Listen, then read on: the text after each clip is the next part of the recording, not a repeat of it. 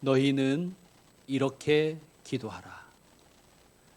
지난 주일 말씀과 설교의 내용은 이렇게에 해당하는 말씀이었습니다. 그렇다면 오늘은 무슨 말씀을 드리겠습니까? 기도하라에 관한 말씀이겠죠. 예수님은 우리가 기도는 이런 거야 라고 아는 데서 그치는 사람이 아니라 기도하는 기도자 되기를 원하시는 줄 믿습니다. 5절에서 8절은 기도의 비유입니다. 여러분, 이 비유가 잘 이해가 되십니까? 이해가 될 듯 말 듯 하지요. 비유의 내용은 이렇습니다. 너희 중에 누가, 여기서 너희라는 것은 일단 당시 예수님의 말씀을 직접 들었던 1세기 유대인들을 가리킵니다. 여러분, 비유라는 것은 청중이 이해하기 좋으라고 하는 것이 아닙니까? 그러니까 이 예수님의 비유는 당시의 유대인들이 충분히 알아들을 수 있는, 공감할 수 있는 이야기라는 뜻입니다. 벗이 있는데 밤중에 그에게 가서 말하기를 벗이여 떡 세 덩이를 내게 구워 달라. 떡 세 덩이는 성인 한 사람이 충분히 먹을 수 있는 양이라고 합니다. 6절 내 벗이 여행 중에 내게 왔으나 내가 먹일 것이 없노라 하면, 자, 다시 말씀드렸지만 이런 상황은 말씀하시는 예수님이나 듣고 있는 당시의 청중들이 충분히 이런 일은 일어날 수 있음을 전제로 하고 하시는 말씀이에요. 그런데 자, 이런 상황에서 7절처럼 말할 수 있겠느냐? 7절처럼은 말할 수 없다는 것이죠. 우리 7절 한번 보십시다. 그가 안에서 대답하여 이르되 나를 괴롭게 하지 말라. 문이 이미 닫혔고 아이들이 나와 함께 침실에 누웠으니. 당시 평범한 서민 집의 구조를 알 수 있습니다. 서민들은 대부분 한 방에서 지내며 거기에서 음식을 만들어 먹고 그 방에서 같이 자고 잠도 한 방에서 같이 사는 그런 공동생활을 하였습니다. 한 집의 식구들이. 자, 밤중에 친구가 요청한 음식을 챙긴다고 일어나 움직이면 가족들이 다 깨겠죠. 특히 아이들이 깰 수도 있습니다. 힘들게 재운 갓난아기가 깨기라도 하면 정말 골치가 아프겠죠.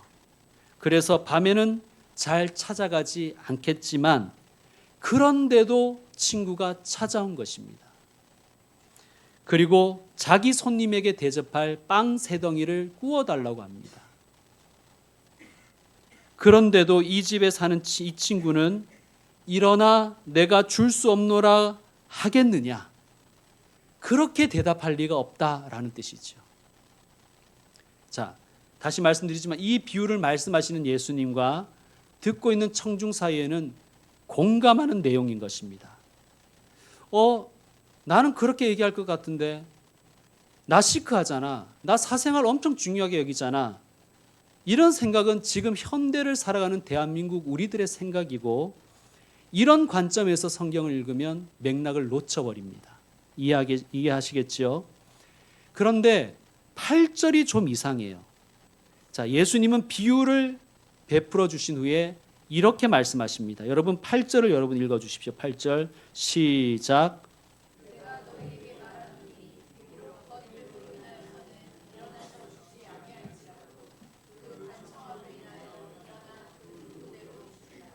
자, 여러분, 비유의 핵심은 간청하라, 간절히 청하라입니까? 그런 것 같지요. 뒤이어 나오는 말씀도 역시 간절히 기도하라는 것 같아요. 자, 간청하면 일어나 그 요구대로 주듯이 너희도 하나님께 구하라. 그리하면 너희에게 주실 것이요. 찾으라. 그러면 찾아낼 것이요. 문을 두드리라. 그러면 너희에게 열릴 것이다. 구하는 이마다 받을 것이요 찾는 이는 찾아낼 것이요 두드리는 이에게는 열릴 것이니라. 자, 예수님의 결론은 하나님께 간절히 기도하라입니까? 그러면 11절과 12절은 무엇을 말씀하시는 것입니까? 너희 중에 아버지 된 자로서 누가 아들이 생선을 달라 하는데 생선 대신에 뱀을 주며 알을 달라 하는데 정갈을 주겠느냐? 너희가 악할지라도 좋은 것을 자식에게 줄 알거든 하물며 너희 하늘 아버지께서 구하는 자에게 성령을 주시지 않겠느냐 하시니라. 이건 무슨 말씀이에요? 여기에는 지극정성을 다하라 이런 의미는 없지 않습니까? 여러분, 히브리 문학에는 중괄식이라는 아주 독특한 구조가 있다고 제가 전에 한번 말씀드린 적이 있습니다. 중괄식. 여러분, 두괄식은 뭐예요? 작가가 하고 싶은 말을, 내가 하고 싶은 말을 제일 먼저 하는 것이 두괄식이죠. 미괄식은 뭡니까? 자기가 하고 싶은 말을 제일 나중에 하는 것이 미괄식입니다. 그럼 중괄식은 뭡니까? 하고자 하는 말을 중간에 배치하는 것이 중괄식이에요. 지금 예수님이 하고 싶으신 말씀은 9절과 10절 말씀입니다. 너희는 이렇게 기도하라에 해당하는 말씀이에요. 자, 9절과 10절 우리 다시 한번 읽겠습니다. 9절과 10절 시작. 내가 또 너희에게 이르노니 구하라 그러면 너희에게 주실 것이요 찾으라 그러면 찾아낼 것이요 문을 두드리라 그러면 너희에게 열릴 것이니 구하는 이마다 받을 것이요 찾는 이는 찾아낼 것이요 두드리는 이에게는 열릴 것이니라. 아멘. 너희는 기도하라. 지금 예수님이 간청하고 있는 거예요. 제발 좀 기도해라. 구하라. 찾으라. 문을 두드리라. 이것이 예수님이 정말 하고 싶으신 말씀, 강조하시는 말씀인 것입니다. 자, 이 9절과 10절을 중심으로 5절에서 8절과 11절에서 13절이 대꾸를 이루는 것입니다. 이것이 이 문학의 구조입니다. 그러니까 앞부분은 친구와 친구의 관계로서 설명하면서 뒤에는 아버지와 자녀의 관계로 설명하고 계시는 것입니다. 여러분, 자, 친구는 간청해야 들어주지요. 그러나 아버지는 자녀이기 때문에 들어주는 것입니다. 여러분, 왕의 침실에는 아무나 들어갈 수 없지요. 그러나 아들은 들어갈 수 있습니다. 딸은 들어갈 수 있는 거예요. 그러므로 오늘 말씀을 친구에게도 간청하면 들어주듯이 그러니 너희도 하나님께 간청해라 라고 결론을 내어서는 안 됩니다. 먼저 간청이라는 단어를 좀 살펴봐야 됩니다. 간청을 영어 성경인 NIV라는 성경은 shameless audacity라고 번역했습니다. 이걸 직역하면 shameless는 우리가 아는 것처럼 부끄러움이 없음 이런 뜻이죠. audacity는 뻔뻔함이라는 뜻입니다. 그게 같은 말이에요. 부끄러움 없음, 뻔뻔함. 헬라어로 아나이데이아도 역시 같은 뜻입니다. 부끄러움 없음, 뻔뻔함. 그러니까 친구됨, 벗됨으로 인하여서는 일어나 주지 않을지라도 부끄러움 없음, 뻔뻔함으로 인하여서는 일어나 주리라 이런 뜻입니다. 자, 그렇다면 우리는 여기에서 조금 더 질문해 봐야 됩니다. 이 부끄러움 없음, 뻔뻔함이란 누구의 부끄러움 없음과 뻔뻔함이란 말인가? 자, 먼저는 이렇게 생각할 수 있죠. 온 가족이 한 방에서 생활하고 한 방에서 자는 걸 뻔히 알면서 밤중에 찾아와 문을 두드리고 빵 3덩이 빌려달라고 요구하는 그 친구의 부끄러움 없음과 뻔뻔함이라고 볼 수도 있습니다. 반대로 떡을 빌려달라는 그 요청을 받은 그 친구 입장에서의 부끄러움 없음과 뻔뻔함일 수도 있습니다. 저는 후자를 택합니다. 오늘 말씀의 초점은 그것을 후자로 보고 말씀드리는 것에 있습니다. 여러분, 이것을 이해하려면 당시의 문화를 좀 이해해야 돼요. 우리 전통 사회도 그랬지만 고대 사회, 고대 유대인들은 찾아오는 손님을 대접하는 것을 가장 명예로운 일로 여겼습니다. 그런데 그 집에 찾아온 손님을 대접하는 것을 그 집만의 명예가 아니라 온 마을의 명예요 책임으로 여긴 것이 고대 사회의 모습이었습니다.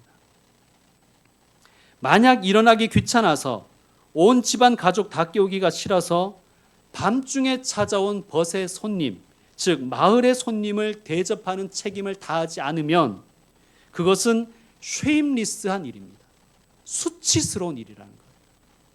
오데서티, 뻔뻔한 일이라는 것입니다. 자, 이 친구가 밤중에 찾아와 문 두드리며 빵 3덩이 달라고 하는 그 친구의 청을 들어준 것은 벗됨으로 인함이 아니라는 말씀이에요. 자신이 부끄럽지 않기 위해서, 자신이 뻔뻔한 사람으로 낙인 찍히지 않기 위해서 그렇게 했다는 것입니다. 자, 이제 비유의 내용은 조금 어느 정도 파악이 되시죠? 당시 1차 청중들은 금방 알아들었을 것입니다. 이 이해를 바탕으로 기도를 하나님께 올리는 우리와 그 기도를 들으시는 하나님의 관계를 예수님은 말씀하시는 것입니다. 우리의 기도를 들으시는 하나님은 우리의 사랑 많은 아버지이시란 뜻입니다. 사랑이 많으신 아빠라는 뜻입니다. 그리고 우리는 그분의 사랑받는 아들이요 딸인 것입니다. 친구도 명예 때문에 간청을 들어준다면 우리를 사랑하시는 하늘 아버지께서는 자녀된 우리의 기도를 어찌 들어주시지 않겠느냐라는 뜻입니다. 그러므로 구하라. 그러면 주실 것이다. 찾으라. 그러면 찾아낼 것이다. 문을 두드리라. 그러면 너희에게 열릴 것이다. 구하는 이마다 받을 것이요. 찾는 이는 찾아낼 것이요. 두드리는 이에게는 열릴 것이니라. 아멘. 그러나 단 그 요구가 정당해야 됩니다. 정당한 요구여야 된다는 것입니다. 그래서 주님이 너희는 이렇게 기도하라고 지난주에 우리는 이렇게에 해당하는 주기도를 배운 것입니다. 여러분, 밤중에 찾아온 친구의 그 청이 정당하지 못했다면 친구라고 해서 들어줄 리가 없지요. 마찬가지로 아무리 사랑이 많으신 아버지라 할지라도 자녀가 정당한 요구를 해야 들어주시는 것입니다. 11절, 그래서 11절은 그렇게 읽을 수 있는 거예요. 너희 중에 아버지 된 자로서 누가 아들이 생선을 달라 하는데, 여러분, 아들이 아버지에게 가서 생선을 주세요 라고 하는 것은 정당한 요구입니까? 아니면 어처구니 없는 요구입니까? 정당한 요구이지요. 정당한 그 요구 앞에 생선 대신 뱀을 줄 아비가 있겠느냐? 그런 뜻입니다. 알을 달라 하는데 맹독을 가진 정갈을 줄 어미가 어디 있겠습니까? 그래서 13절입니다. 너희가 악할지라도, 우리가 아무리 악하고 부족한 부모일지라도 좋은 것을 자식에게 줄 알거든 하물며, 여러분 하물며를 기억하십시오. 나같이 악하고 부족한 부모도 자녀에게 좋은 것을 주려 한다면 하물며입니다. 하물며 너희 하늘아버지께서, 여러분 오늘 말씀 다른 걸 다 잊어도 이 말씀만은 기억하십시오. 하물며 너희 하늘아버지께서 구하는 자에게 좋은 것 주시지 않겠느냐. 지난 주일 저는 잠자리에 일찍 들었습니다. 원래 주일은 목사에게는 무척 피곤한 하루지요. 그런데 지난 주일에는 제가 다른 교회에 가서 설교까지 하고 와서 너무나 고단했습니다. 제가 봤을 때 한 9시쯤 잠이 든 것 같아요. 그런데 11시 20분쯤에 아들 녀석이 저를 막 깨우는 거예요. 전화 좀 받아보라는 거예요. 전화 좀. 자기 전화기를 들이밀면서. 아마도 제가 전화를 받지 못하니 제 아들에게 전화를 했겠죠. 누가 전화했냐면 제 딸이 전화한 것입니다. 제가 비몽사몽간에 전화를 받았습니다. 딸이 제게 이렇게 말합니다. 아빠, 강남역에 좀 태우러 와. 버스가 끊겼다는 거예요. 이 말은 강남역에 내가 강남역에 가서 자기를 태우고 자기를 자취방까지 데려다 달라는 뜻이에요. 모르시는 분들을 위해서 말씀드리면 제 딸은 안성에 있는 대학을 다니고 거기서 자취를 합니다. 제가 그때 강남역에 가서 딸을 태우고 안성에 가면 안 막혀도 3시간입니다. 왕복은 한 5-6시간 될 거예요. 자, 여러분, 딸의 그 요구 앞에서 제가 어떻게 했을까요? 당연히 일어났죠. 당연히 차 몰고 강남역에 가서 따님 모시고 자취방까지 데려다 주었습니다. 다시 집에 오니 새벽 3시 30분입니다. 여러분, 제가 왜 딸이 구하는 대로 응답했을까요? 정당한 요구였기 때문입니다. 여러분, 딸이 아빠에게 할 수 있는 아주 당연한 요구잖아요. 제가 가기 싫지만 저의 명예를 위해서 아유, 저 사람 쉐임리스한 인간이네, 저 사람 뻔뻔한 아버지네라는 평가를 받지 않기 위해서 간 것은 아닙니다. 제가 그 밤에 강남역까지 그리고 안성까지 갔다 온 것은 딸이 간청했기 때문입니까? 아빠 제발 좀 와줘. 간청했기 때문이에요. 여러분, 저는 간절히 요청하지 않아도 갔을 것입니다. 그래도 갔죠. 간절히 요청해도 갔을 것이고 간절히 요청 안 해도 갔을 것입니다. 왜? 아버지고 당연한 요구니까. 차가 끊겨서 자기를 태우러 오라는 그 요구는 사랑받는 딸이 딸을 사랑하는 아빠에게 할 수 있는 정당한 요구인 것입니다. 여러분, 친구였다면 간청해야 되겠죠. 아니면 저의 명예 때문에 했겠죠. 그러나 그것은 어디까지나 호의의 차원일 뿐입니다. 여기에 간청이라는 단어에는, 헬라어에는 거래하다는 의미도 포함되어 있대요. 거래하다. 이런 것이죠. 친구한테는 그렇죠. 이번에 너한테 너 나한테 신세 졌으니까 너도 나중에 나한테 신세 갚아. 그런 마음이 좀 깔려 있다는 거예요. 이 단어에는. 여러분, 그러나 우리는 하나님 아버지와 거래할 필요가 없습니다. 구하고 찾고 밤중이고 새벽이고 문을 두드려도 되는 것입니다. 마치 맡겨놓은 사람처럼 아버지 하고 문 두드리고 들어가서 말씀만 드리면 되는 거예요. 성도 여러분, 하나님은 우리의 아버지, 우리의 아빠이십니다. 그리고 우리는 하나님이 사랑하는 아들이요 딸인 것을 믿으시길 바랍니다. 하나님은 우리의 기도에 응답하십니다. 하나님 우리의 기도를 들으시고 가장 좋은 것 주십니다. 그러나 정당한 기도해야 합니다. 하나님은 정당한 기도에 가장 좋은 것으로 응답하십니다. 자, 11절, 너희 중에 아버지 된 자로서 누가 아들이 생선을 달라 하는데 생선 대신에 뱀을 주며. 여러분, 아들이 아버지에게 생선 좀 달라, 밥을 달라는 요구는 정당한 요구죠. 아버지는 자녀를 먹여야 하는 사람입니다. 친구는 우리를 먹일 의무가 없지요. 그러니 간청해야 됩니다. 그러나 아버지는 자녀를 먹여 살려야 될 의무가 있는 것입니다. 그러므로 하나님 아버지께 정당한 것을 구하십시오. 그 정당한 청원에 뱀을 줄 아버지가 어디 있겠습니까? 그런데 만약 아들이 아버지 뱀을 주세요 라면 어떻게 할 것 같아요? 진짜 아버지라면. 딸이 정갈 주세요, 맹독이 있는 정갈 주세요라고 하면 아버지는 어떻게 하실 것 같습니까? 안 들어주는 게 응답이죠. 자녀가 아빠 뱀 좀 줘, 아빠 내 손에 정갈 좀 올려줘, 그런다고 그 손에 뱀과 정갈을 올려주면 그건 정신 나간 아빠지. 여러분, 하나님은 우리 아버지이십니다.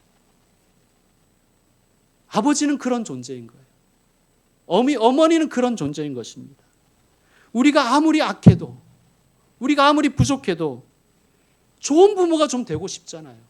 능력이 안 돼서 못 될 뿐이지, 아무리 내가 악해도 좋은 부모가 좀 되고 싶잖아요. 하물며 너희 하늘아버지께서 우리를 사랑하시는, 언제나 우리를 받아주시는 선하신 아빠께서, 그 사랑하신 할아버지께서 어떠하시겠습니까? 하나님은 우리의 정당한 요구에 응답하십니다. 정당한 요구를 가르쳐 주셨죠. 그것이 지난 주일에 배운 주님 가르쳐 주신 기도, 주기도입니다. 그러면서 오늘 말씀 마지막에 예수님이 이렇게 말씀하십니다. 구하는 자에게 성령을 주시지 않겠느냐. 성령, 영어로 하면 홀리 스피릿이라고 합니다. 자, 여러분, 스피릿이 무엇입니까? 스피릿이라는 것은, 영이라는 것은 가장 나다운 나입니다. 가장 나다운 나. 여러분, 이 영을 허연 옷 입고 막 유령처럼 돌아다니는 그런 걸 상상하지 마십시오. 영이란 가장 나다운 나입니다. 하나님의 형상대로 지음받은 나, 죄로 타락하지 않은 나, 다른 타인의 시선에 의해서 왜곡되지 않은 나, 그게 우리의 영이에요. 하나님의 영은 하나님 그분 자체이십니다. 하나님의 가장 하나님다운 하나님, 홀리 스피릿. 구하는 자에게 성령을 주신다는 말씀은 구하는 자에게, 구하는 아들에게, 구하는 딸에게 하나님 자신을 주신다는 뜻입니다. 여러분, 생선보다, 알보다 그것을 주시는 부모님 자체가 우리에게 복이 아니겠습니까? 이걸 이해해야 어른이 되는 것입니다. 지난주에 넷플릭스 드라마 폭삭 속았수다를 보았습니다. 부모가 어떤 존재인지, 자녀는 어떤 존재인지를 생각하게 하는 드라마지요. 부모는 자녀에게 자기를 줍니다. 여러분, 하나님 내 기도 다 응답하셨다, 좋습니다. 그런데요, 더 성숙한 사람은 하나님이 하나님 자신을 나에게 주셨다는 것에 더 감사하는 거예요. 그분이 예수님이죠. 그분이 성령님이십니다. 가장 하나님다우신 하나님을 우리에게 보내주신 분이 예수님이고 그분이 성령님이십니다. 그러므로 성숙한 사람은 이렇게 기도하지요. 주님 한 분으로 충분합니다. 이것이 저와 여러분의 고백과 기도가 되기를 소망합니다. 이제 말씀을 마무리하겠습니다. 구하라, 그리하면 너희에게 주실 것이다. 찾아라, 그리하면 찾아낼 것이다. 문을 두드려라, 그리하면 너희에게 열어주실 것이다. 구하는 사람은 받을 것이고 찾는 사람은 찾을 것이고 문을 두드리는 사람에게 열어주실 것이다. 무슨 말씀입니까? 기도하라. 제발 좀, 내가 빈다. 제발 좀 기도 좀 해라. 우리 입장에서 간청이 아니라 예수님의 간청입니다. 제발 기도해라. 토마스 아킨피스라는 사람이 이런 말을 했습니다. 사람은 나이 먹는다고 저절로 좋은 사람이 되지 않는다. 그렇죠, 여러분. 좋은 사람이 되려면 좋은 선택을 해야 좋은 사람이 되는 것입니다. 마찬가지로 여러분, 나이 먹는다고 저절로 성숙한 하나님의 사람이 되지는 않습니다. 나이 먹는다고 저절로 하나님의 아들다워지지도 않고 하나님의 딸다워지지도 않습니다. 좋은 선택을 해야 하나님의 자녀다워집니다. 그 좋은 선택은 뭘까요? 기도밖에 없습니다. 우리가 왜 미성숙한 상태에 머무는가? 기도하지 않기 때문입니다. 여러분, 사실 기도는 이게 쉬운 게 아니에요. 왜 안 쉬우냐 하면 나의 옛사람의 본성과 너무나 맞지 않기 때문이에요. 육의 존재인 우리와 너무나 안 맞는 게 이게 기도이기 때문입니다. 뭐 귀찮아서 힘든 게 아니라 선악과를 따먹은 우리 인간은요, 선악을 내가 판단하고 싶어 하는 거예요. 여러분, 선악과 먹은 거 가지고 뭐 째째하게 하나님이 자꾸 저러시나 그렇게 생각하십니까? 선악과를 왜 따먹게 되었습니까? 사탄이 유혹했죠. 그걸 먹으면 너도 하나님같이 될 수 있어. 즉 선악과를 따먹은 이유는 하나님처럼 되고 싶어서 선악과 따먹은 거예요. 하나님처럼 되고 싶다는 것은 하나님이 되고 싶다는 거예요. 아니, 하나님보다 더 위에 있고 싶은 거죠. 여러분, 하나님은 왕이신데 왕 끌어내리고 내가 왕 되겠다 하는 게 뭐예요? 반역이지요. 반역은 죽음이라고 하나님이 이미 말씀하셨는데도 인간은 반역의 죄를 저질렀습니다. 그게 우리의 죄입니다. 여러분, 선악과를 따먹은 우리는 내가 하나님 자리에 있고 싶다니까요. 내가 하나님이고 싶다니까요. 그러니까 기도하기가 싫죠. 하나님이 보시는 것이 선한 것이라고 인정해야 되는데 내 눈에 보기 좋은 게 선한 것이라고 그렇게 생각하고 살고 싶잖아요. 그러니까 기도는 우리의 본성에 안 맞아요. 기도는 하나님의 하나님 되심을 인정하는 행위입니다. 하나님 나의 주인이십니다. 하나님 나의 왕이십니다. 하나님 온 세상의 왕이십니다. 그것을 인정하는 행위가 기도입니다. 여러분, 어릴 적에 부모님께도 많이 들은 말이 있죠. 우리도 그런 얘기를 했고 그런 말들을 많이 하는데 이런 말을 합니다. 숙제 먼저 하고 놀아라. 여러분, 좋아하는 일보다 싫은 일을 먼저 해야 성장하고 그래야 진짜 행복한 것이죠. 숙제 좋아하는 사람 어디 있겠습니까? 숙제는 싫고 노는 것은 좋지요. 그런데 그 싫어하는 숙제, 싫은 숙제를 먼저 해야 행복하게 놀 수 있는 거죠. 그리고 정말 성장해 갈 수 있는 것입니다. 영적으로 똑같습니다. 기도는 우리 죄된 육신에 안 맞습니다. 죄된 육신은 그 기도가 싫어요.